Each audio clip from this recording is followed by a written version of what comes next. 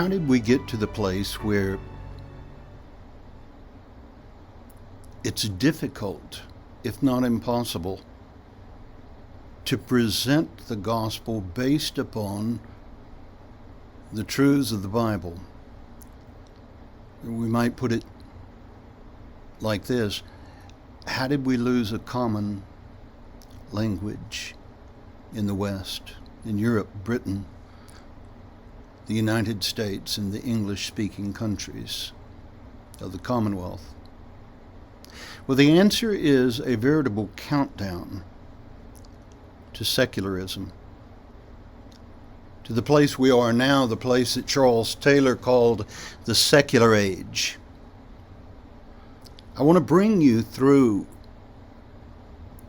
epochs, not necessarily singular events, but the response to those events, particularly in art and literature, as they provide a metonym for this journey from pre-modernism to the secular age, and, as we will see, what is beyond. John F. Kennedy required every member of his cabinet to read a book that was published in 1962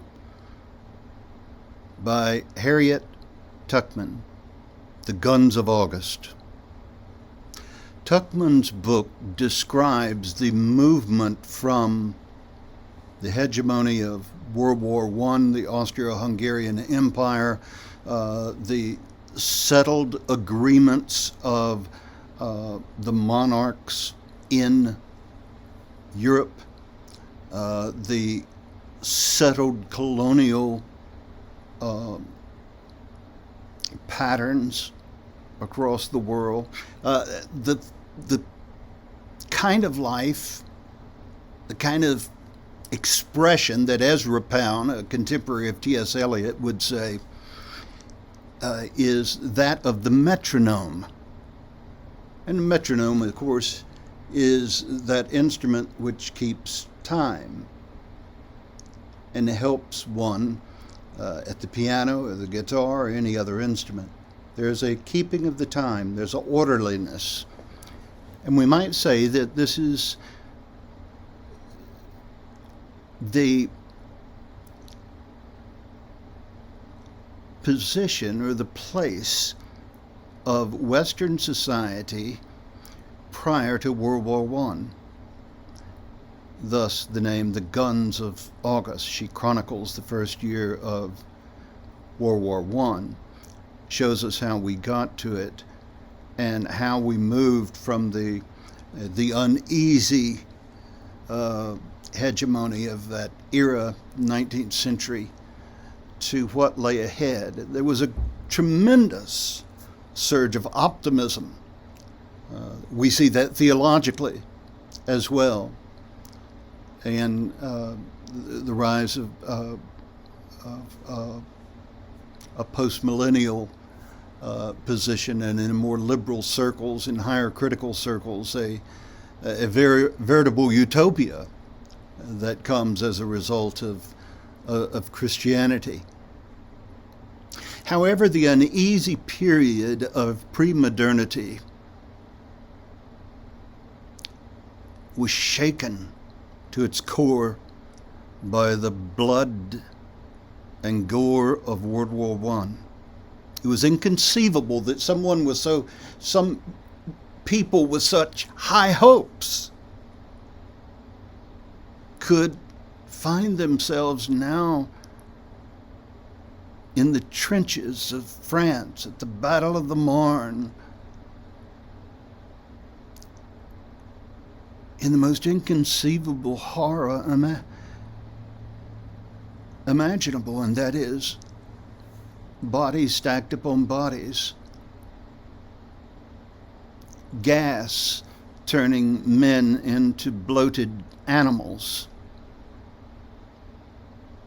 Well, what do we do about that?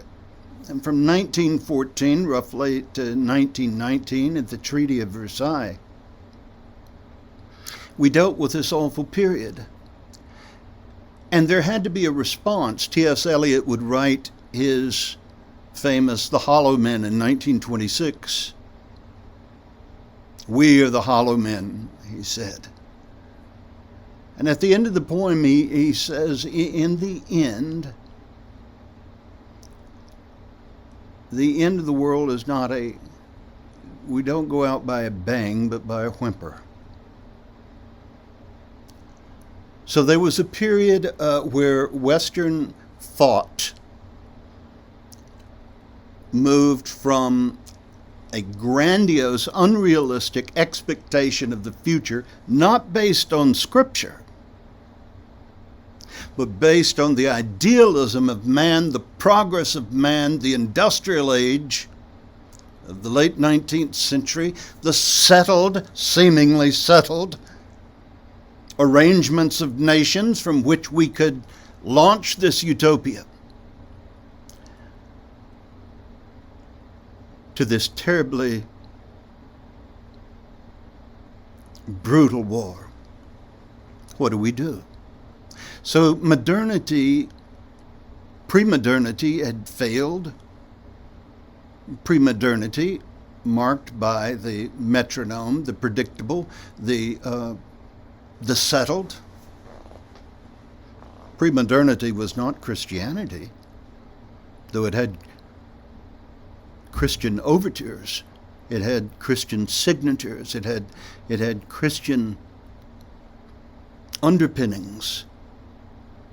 But it was essentially man-centered. That progress will come through what we've just demonstrated to the world in the industrial age. Well, all of that went to pieces during World War I. And so then the artists and the philosophers and the poets began to ask questions. Again, it was Ezra Pound who said that the metronome is no longer the standard by which we understand poetry. It is rather fragmentation.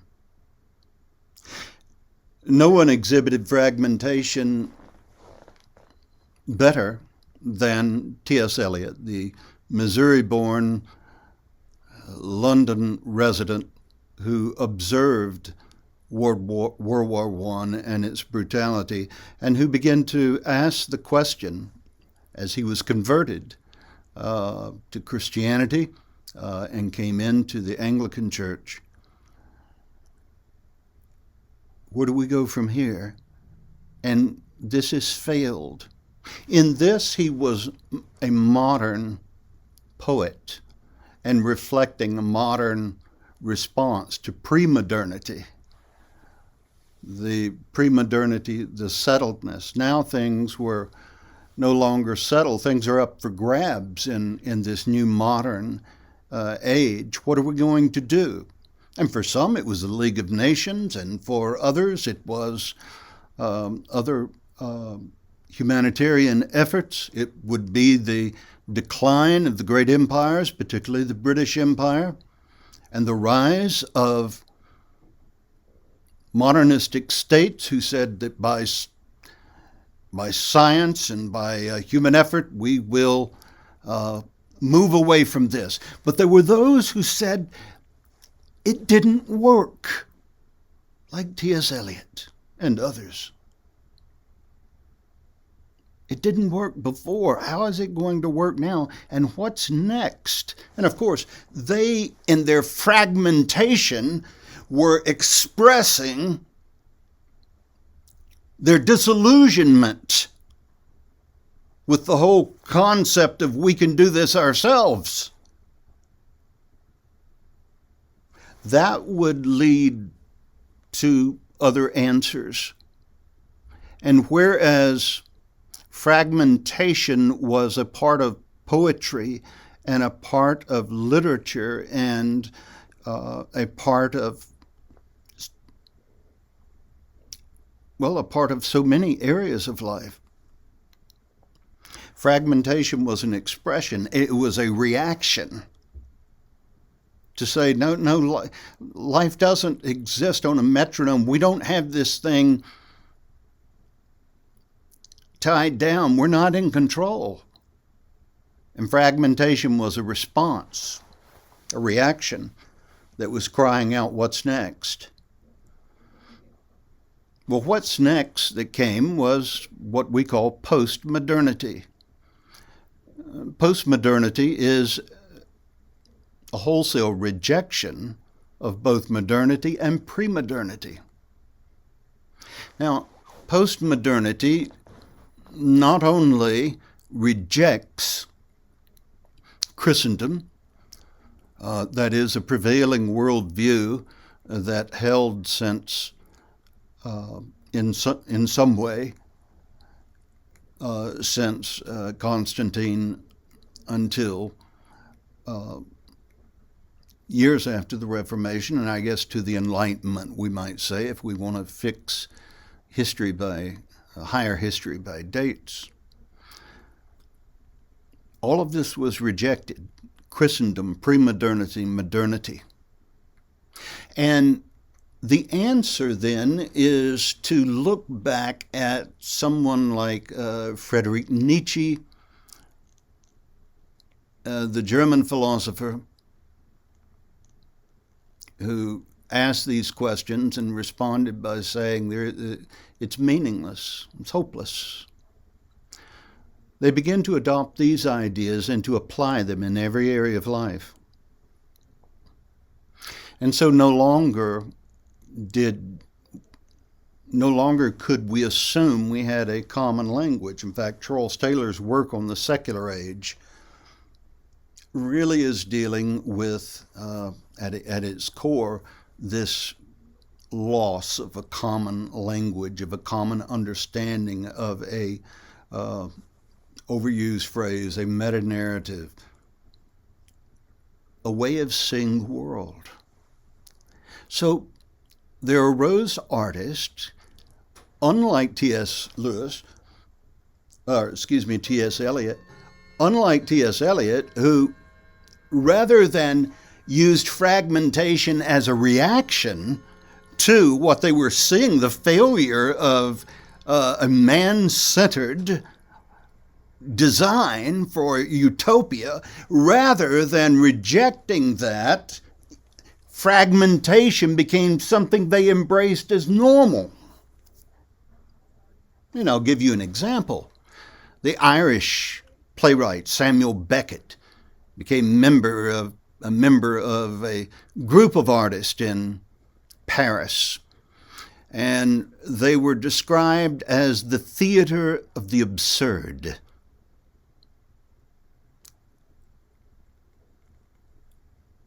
Martin Esslin, a Parisian critic who coined the phrase, the theater of the absurd, described how they embraced fragmentation as a way of life. Because there is no meaning to life, no purpose to life. We must embrace fragmentation, and with fragmentation comes accepting your truth or my truth, as it's said now. But at this stage, and we're talking the late 1950s, we have Beckett producing one of his more famous plays, Waiting for Godot, in which two fellows get to know each other just a little bit, superficially, because they're both waiting for someone. They're waiting for a man named Godot. And the whole play revolves around various figures who come and go. Are you Godot? No. Who is this man? Well, in the end, there was no Godot. And the play is finished. There is no coda. There is no interpretation. There needs to be no words of reflection. It is what it is. The theater of the absurd. This began to be portrayed in film, in popular film, in the issues, the problems of the 1960s. So it's not like this is a highbrow ivy tower reflection on what's happening with our lives. Rather, this is a core worldview that takes root and that expresses itself in every area of life, in religion and art, in film, in relationships. The theater of the absurd would question whether or not marriage, for instance, is what we hold it to be, a sacred covenant instituted by God. Now, at this point, I want to turn to one who is probably the most important intellectual mind and pen and voice to this movement. And that is Michel Foucault, born in 1926. He died in the 1980s from AIDS. Michel Foucault has been called a philosopher, but he really wasn't trained in philosophy. He was a social critic. Michel Foucault, for instance, knew nothing about criminology, but he wrote a history of the penal system. And the whole concept of, as in One Flew Over the Cuckoo's Nest, Jack Nicholson's great performance, we ask the question, who's really insane here? The nurses and the guards or the patients? Who's sane and who's insane? This is Michel Foucault, as he wrote in his book, The History of Criminology, which essentially asks the question. He did this also in The History of Sex, where he tried to, I should say he did quite successfully, separate human sexuality from the divine. Now he would do this social critic / philosopher, my French professor, who also taught at Berkeley and influenced a generation of feminists and others whose voices are still being heard today in many expressions of our society. Michel Foucault summed up what he was doing in this way: deconstruct everything. Find a subject, particularly one that has been held in high regard by the Christian West, find the subject, investigate it, and deconstruct it. Thus, it's Michel Foucault who would first begin to espouse that the idea that sex was one's sex is different than one's gender. Gender is a social construct. It's fluid. And so today we have entire medical societies supporting the idea of giving hormonal drugs to children who believe that they were born the wrong sex. Of course, it's all absolutely upside down, but that is the nature of deconstruction. Deconstruction happened in every area. It happened not only in philosophy, it happened not only in anthropology and the study of humankind and human sexuality, it happened in institutions. It happened in the judiciary. It happened in religion. And so the assault is insipid and insidious because it comes to us not through highbrow professors who are, in fact, the plumbers doing the work. No, it comes to us through commercials. It comes to us from people like the television series Mad Men, the advertising executives on Madison Avenue who began to take these philosophical notions and incorporate them into commercials, into television shows, popular music, and other accessible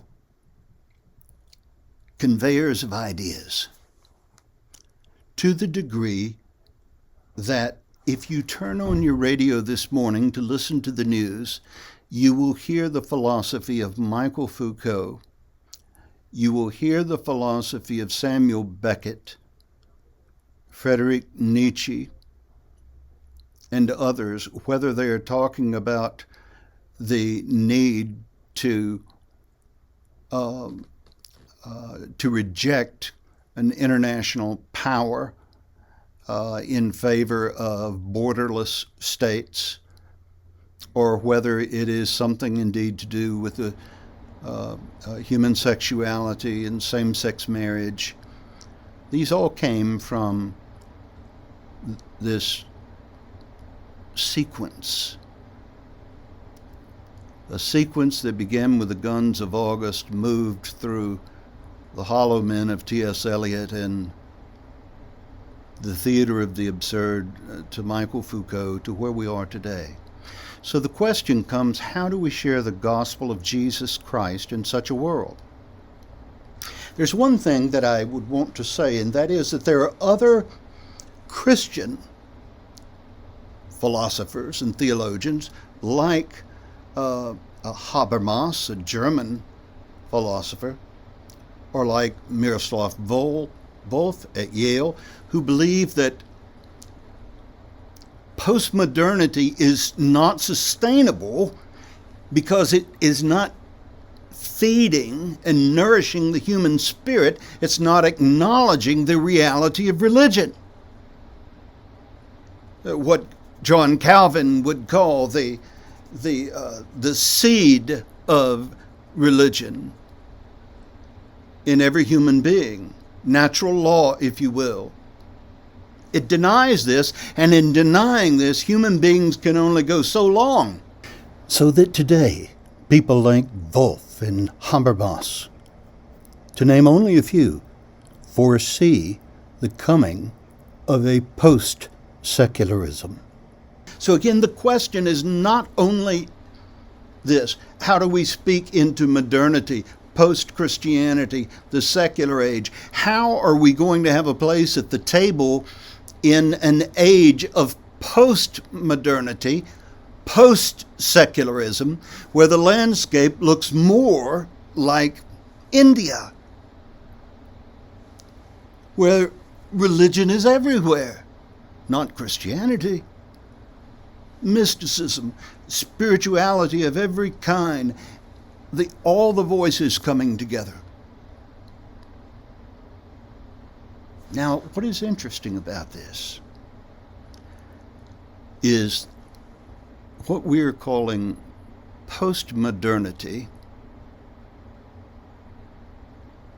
and the end of postmodernity looks a lot like first century Christianity, where there is a veritable cafeteria of religions to choose from, and you can have several on one plate.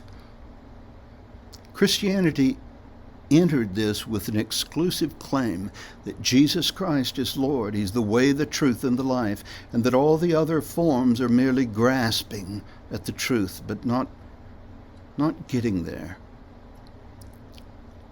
And some of them are not grasping at all, but they are, a la Romans 1, rejecting God. What does Christianity say? What do we say at the table with the other religions? And that leads into our next topic. How do we share the gospel of Jesus Christ in an age like ours? The Lord bless you and keep you.